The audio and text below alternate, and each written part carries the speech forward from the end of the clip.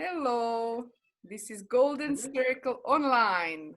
Today with a special guest, a woman from the Netherlands who is called Willemijn Bijl. I hope I pronounce it correctly. We know each other for quite some time already, but I do have issues with that pronunciation. Hi, Willemijn. Hi, nice to be here with you. We met at the pyramids, I guess. Yeah, we met at the pyramids with Dimfy Peters. Yes, we met at a retreat that I organized with Dimfy Peters in Bosnian pyramids. And later we also had some unforgettable moments at Dauerson in Herzegovina, which is a local Machu Picchu. And it was really amazing to meet Willemijn, and actually me, Willemijn, and Dimfy. I think we created an amazing threesome in some spiritual work that we did, because I really believe in the power of the number 3. And so the 3 of us together, we actually had so many interesting insights, and so much transformation happened to us, and also the people who were with us, all the amazing women that were with us at that retreat. And Willemijn, how are you? I'm doing great. I remember that we were inside the pyramid. I think it was in the tunnels really deep down, and we were with the 3 of us, and we were singing, humming, and it was a song of Mother Earth, and it was so profound and so deep and so beautiful that only beautiful things can come forth from that. Yeah, it was really beautiful. Yeah, the song Ancient Mother that we sang, maybe it was not, professionally tuned in, but it was very powerful, really energetically. And it is available on YouTube, so I can actually add the link under our video. Willemijn is doing a lot of amazing things. She's an artist. She's, I would say, a women connector, because I think you are doing a really great job being the example of sisterhood yourself, because I think when a woman approaches you, you just have this, embracing, accepting attitude of a mother or a sister. So I think you really embody the sisterhood, and it's very precious in today's world when really women are led to compete with each other. And of course we know that that is something that eventually hurts us if we compete with another woman. Mm-hmm. So tell us about your work, Willemijn. Yeah, I'm also a therapist, and in being a therapist, I've learned that I'm a hypnotherapist, and I learned that the inner world is kind of a reflection of the outer world. And if we start to learn our inner world and learn the beauty in it, but also to learn to embrace the shadow, that we become more of who we are. And thank you for the compliment you gave me for being this kind of sister woman, mother woman.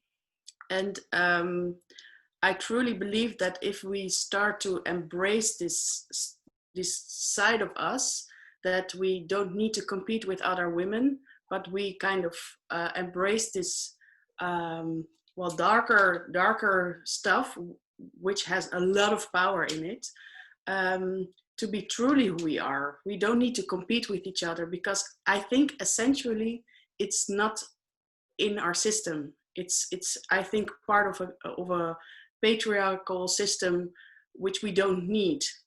You know what I mean? Yeah. We don't need to compete.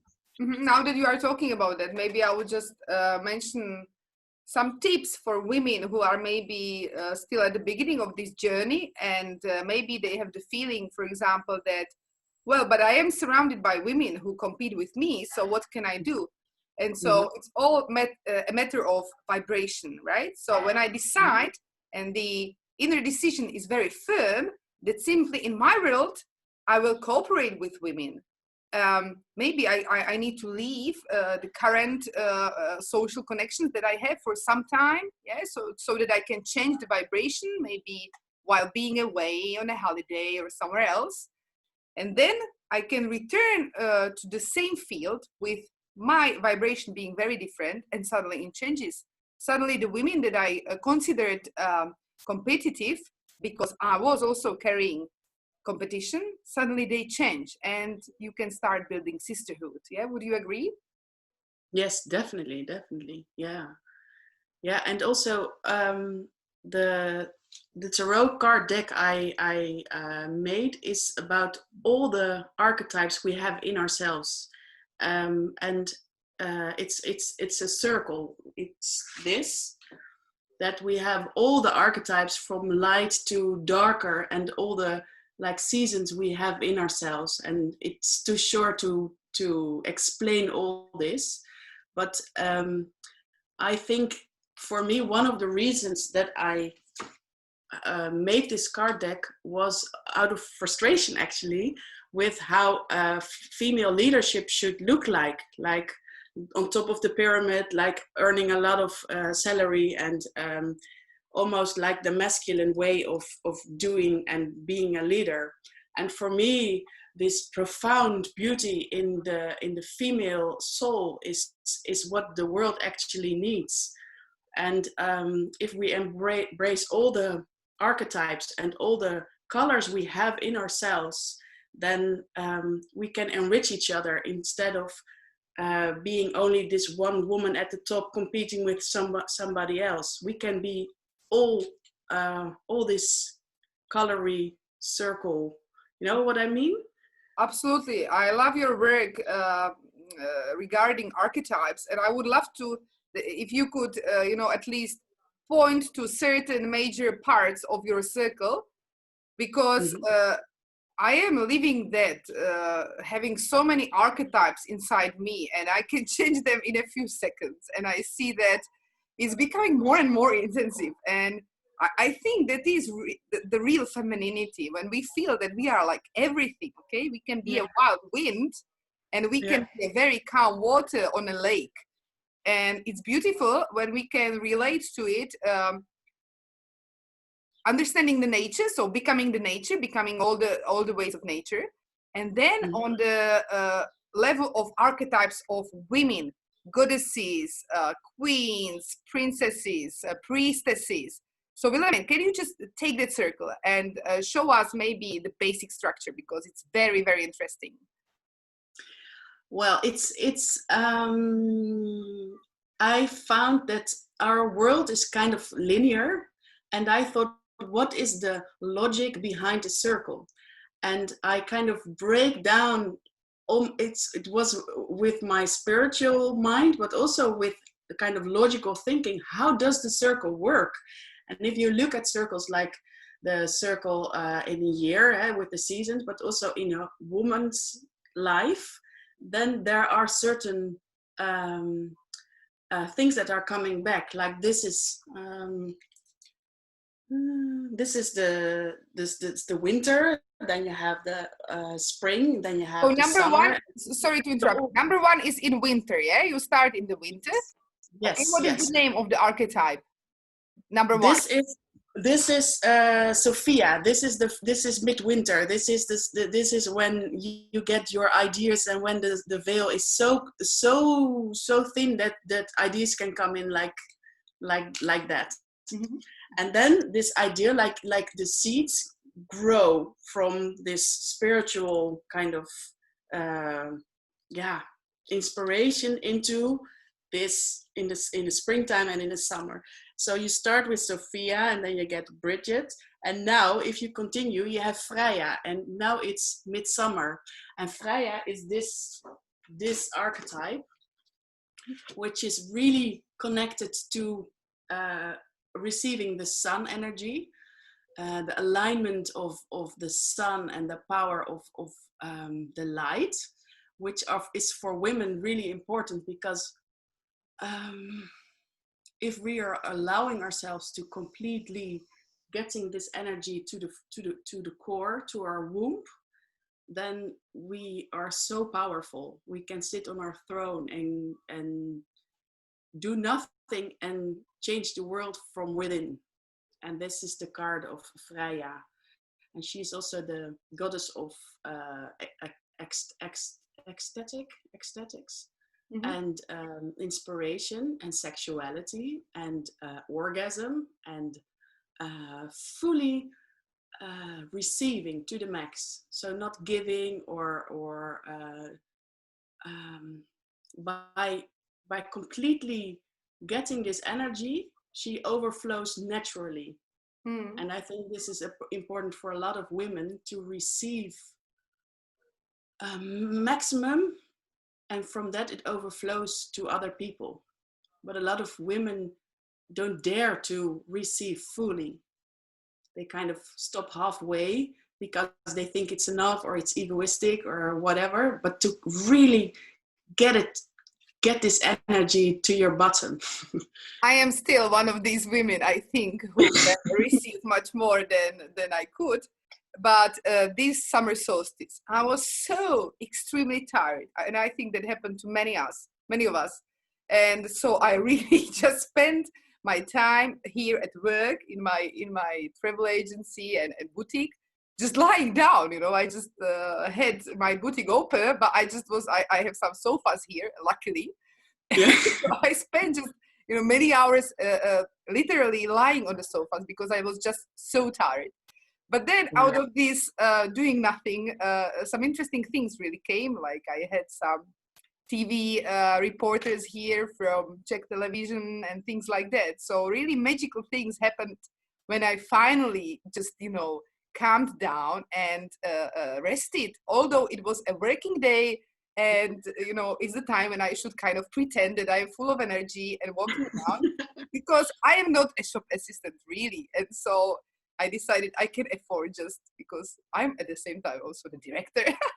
So director can have rest when I need that. Yeah, this summer solstice was extreme, wasn't it? So yeah, it was really strong. Mm-hmm. We had this planetary constellation being very, very heavy. Actually, here there were a lot of accidents. The helicopter was saving some people from the mountains. Some people died on motorbikes because we had summer solstice, we had new moon, and we also had sun eclipse, and all of that in one weekend. And at the same time, we talked a little bit before with Willemijn. The topic of freedom was really releasing and healing on the planet. Willemijn, how do you feel about the past summer solstice, the past weekend? Well, I felt it was really strong as well. I had to lay down too and kind of receive, and I think there's a lot of doing in non-doing. Like laying down can be really active in the inner world. I was laying in the sauna and in the sun, having my conversation with spirits and using the cards. And it was really intense to work in the inner world because the powers were so strong. And I think to rest and to lay down helps us to embody all these powers that work on us. And the body needs to rest to get all this information. Yes. And at the same time, you get these marvelous ideas to do things. And yeah, absolutely. And we also mentioned a very big thing, which is now cleansing on the planet. And I feel that it is happening massively in the US, but it's also happening in Europe. And that is the cleansing of the slavery colonist past of the European nations, because many of the nations actually participated very actively on the slavery of African people and Black people altogether. And I feel it's really happening. And this Corona, one of the aspects that it is bringing, it is that it is really, in a way, enslaving us. So in some countries, now the measures are not anymore so strict. So more or less, we have a normal life here in Croatia. But for example, the Netherlands, I think, quite recently introduced new measures, right? So I think all of this is connected with our past. It's really the karma which needs to be experienced. We have to experience how it feels to be enslaved, imprisoned in some way, so that we just don't do it ever to another human being, right? Mm-hmm, mm-hmm. Yeah, I think this coronavirus gives us the opportunity to stand still and to listen to what's happening inside. And I also think, I mean, it's about the US. I think a lot of the turbulence is happening there, but in the roots of Europe, there's a lot of work to do to acknowledge the history and the pain there it caused. And it's about racism, and it's also about people being excluded in a lot of different ways. And we need to kind of acknowledge it, but also to heal it by acknowledge how important freedom is.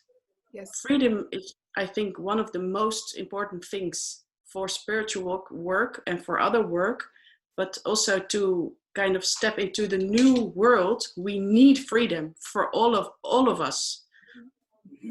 Yes, and speaking of the corona times, symbolically, I see it as a crowning process. Mm-hmm. It's corona means crown, huh? Exactly, yeah. So it is in the word, and it is a big test to our attitudes, you know, how we react to things, because we've been through this time actually to a lot of suffering.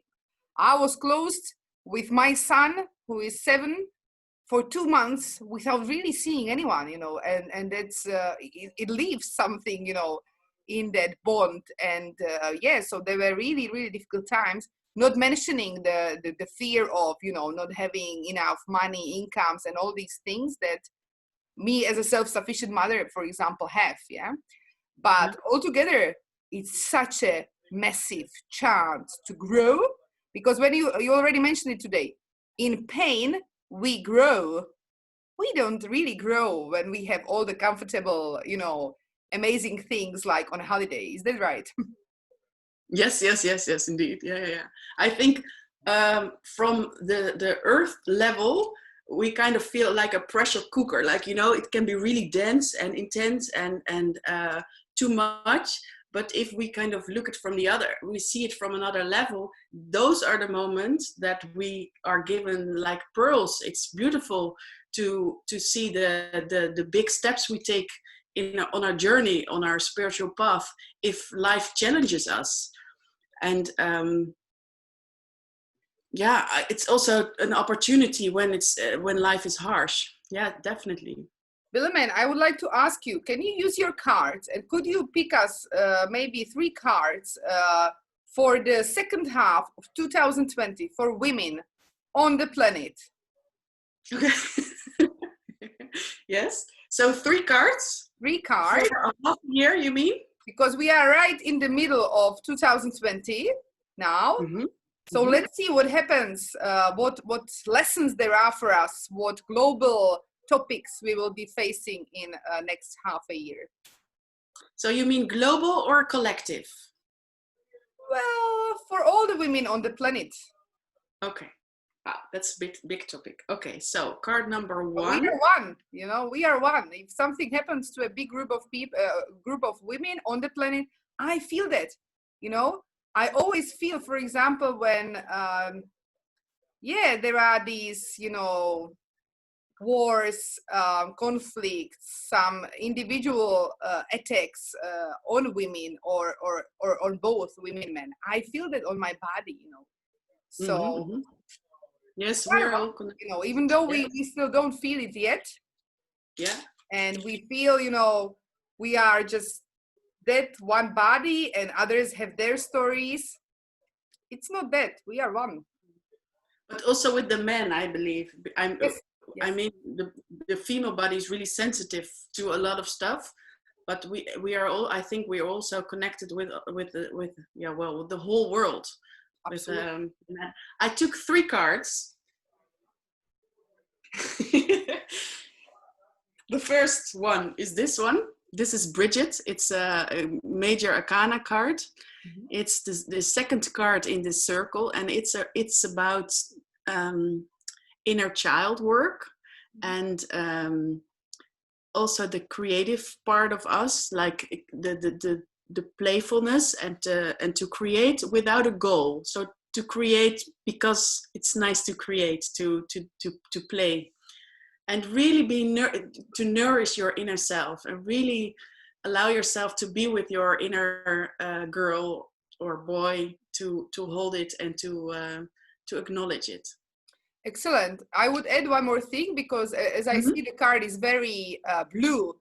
So I would also add that it's not only about maybe creating, as like imagining some artwork, but also about expressing your truth. Yes. Very key issue today, that when we interact, really express our true self. Especially this card is still in, like, I have the underworld. This is the kind of this is the underworld, and this is the upper world. And in the underworld, it's the inside world. So this is not exactly like expressing your truth, but it's expressing your truth to yourself. It's acknowledging. It's still inside. Yes. That is something that many people are still not ready for, because they have inner monologue, which is maybe based on the beliefs they have about themselves from other people. So I still know a lot of very advanced souls who came here to create a really a new world. You know, they have gifts and talents which are incredible and immense, but they have an inner monologue based on the beliefs of other people, maybe from the childhood or from recent past. They are unable to really release this. So I just feel that this card could also refer to this. Yes, definitely. Yes. And the ball is like one of the major principles of femmehood, like receiving, like carrying, like containing. The second card, it's Ouroboros. it's also a major arcana card, and it's about this deep chaos that's deep in our world, and it's also about the collective unconscious. And the image I got, this was a kind of a vision, was that this snake bites itself in the tail.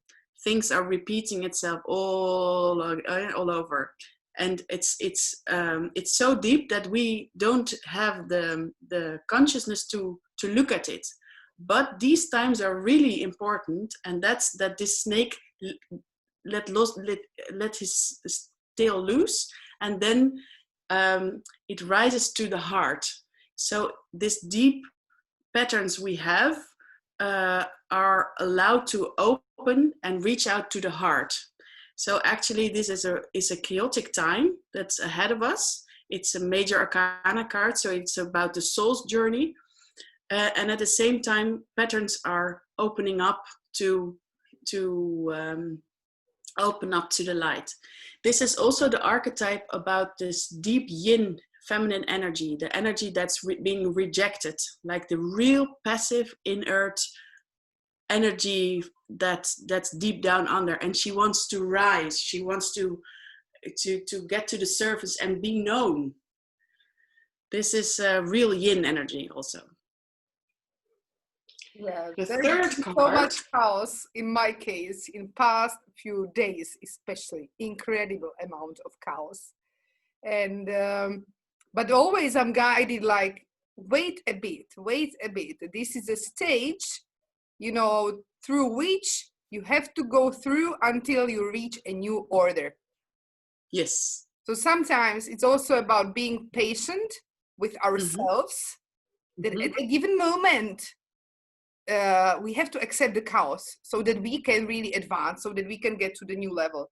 I very much relate to this card that you just showed us, and the symbolism of snake. Could you talk about that a little bit?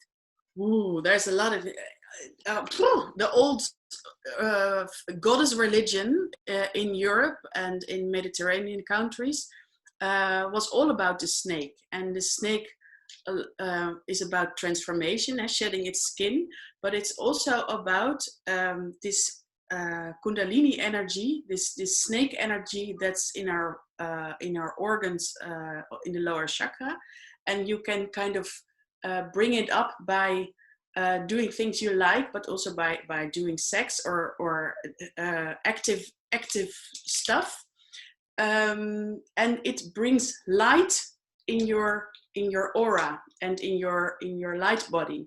It opens up your energy field to be seen, and snakes are kind of helping with that. And so the snake is about sun energy, bringing the inner sun in the outer world. It's about sexual energy. It's about transformation, shedding its skin.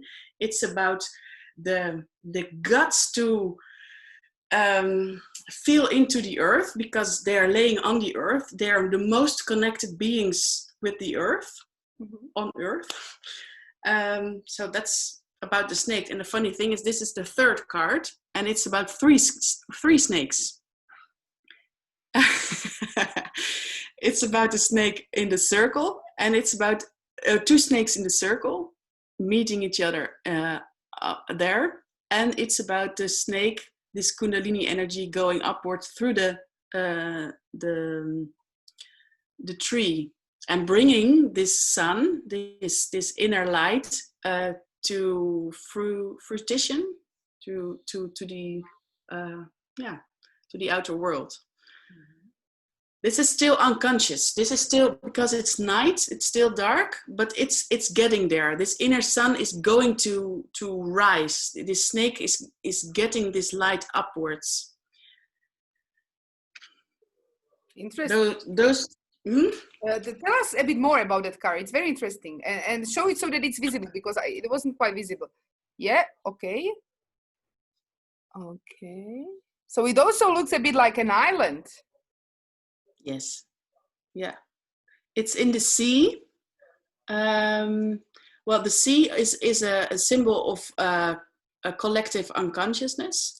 The tree is like the what's the word? Life tree. The tree is a major symbol too. The roots are about our ancestors. The trunk is about who we are, and this the branches is about getting the information from the stars and the cosmos, and we are kind of integrating this into our lives. And it's also about connecting the past with the future. So this card could also mean to get your potential that you got from your ancestors to fruition and upwards to the future. Very interesting. Very interesting. And just like past few days, I had visions of snakes all the time. So I definitely agree that there is some of this energy coming to the planet, and some of these topics. And it's very important that we don't kill snakes, because here we have really a lot of snakes. There are some poisonous types, there are some normal types, but all of them are very important beings, and it's also very healing to remove the fear of snakes from inside you, to release it. Because usually, actually, if you have this fear of snakes, it actually means that you are afraid of women or feminine energy, of the female powers. So it's also a very good topic to work on, especially now that it seems that the topic will be present for us. Definitely. And also, I believe that in the past, when mystery cults were still around, and these cult schools, that mushrooms, but also snake poison in the right amount, because it can kill you, could also give you visions and help you enter the world of the gods. So I think the snake was also used to give these spiritual initiations. Yes, and it's also a beautiful shamanic journey to actually kind of connect mentally with certain animals. And so for connecting with the essence of a snake, I think the best thing to do is really just to lie down on the ground, like you said, and receive the sun rays, because then I think the Kundalini is kind of activated. And so, yeah, I think when we are on the sea regularly, going to the beach, we just feel so much more full of joy than normally, aren't we? Definitely, yeah. I once danced with snakes. I used to be a belly dancer, and but this was in another context. And I danced with a group of women with, I think, 2 snakes, and they weren't having these poisoned teeth, but they were kind of going over our shoulders and our hands, and it was such a beautiful experience and so profound. I got visions from way back, from old times when it was normal to dance with snakes. And so I think they are connecting somehow to really ancient memories, and also the oldest part of our brain somehow. It brings trance into our system. Very interesting.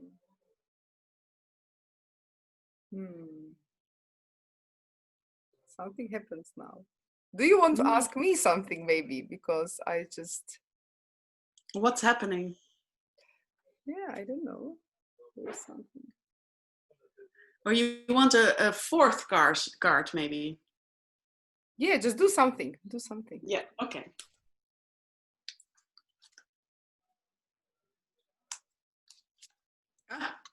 That's funny, because I was thinking there are a lot of snakes in the card set, but it's also really connected to the dragon energy. Spiritually, the dragon is connecting again to the earth, and this means living your mission, like this higher level of freedom is also connected to being kind of servant of the earth, to help the earth develop in her ascension path. And a lot of work needs to be done, but it's also fun to dance with the dragons and to work together. What's the name of this card? Dragon Woman. Interesting. Okay, thank you so much. You're welcome. Willemijn, one last question. Yes. So what are your next plans? Because you should also mention that you finished a book recently. Yes. Tell us a bit about that, if it is not secret. No, it's not secret. It's not in the bookshops yet, but it's about the thing I had with the topic of female leadership was that there's been a lot of talking about female leadership, and I wanted to tell a story from within, and to kind of that the reader is taken on a journey from the inside through the eyes of a woman, and she has a lover, and it's a juicy novel about a woman getting into her strength, where she lost her strength. She's getting her strength back, and it's called Mother and Lover. In Dutch, it sounds like Moeder en Minnares. It's a novel about lust, passion, and female leadership. So I kind of mixed all these topics, all these goddesses, all these energies into one novel. So even if you don't like spirituality or archetypes or whatever, you can read this novel and have a juicy moment. And at the same time, you get a lot of knowledge and insights, I hope. Very exciting. I love the book. I haven't read it yet, but there are these books which have this really shamanic content. And so this is very special because it hasn't been published yet, really, or printed.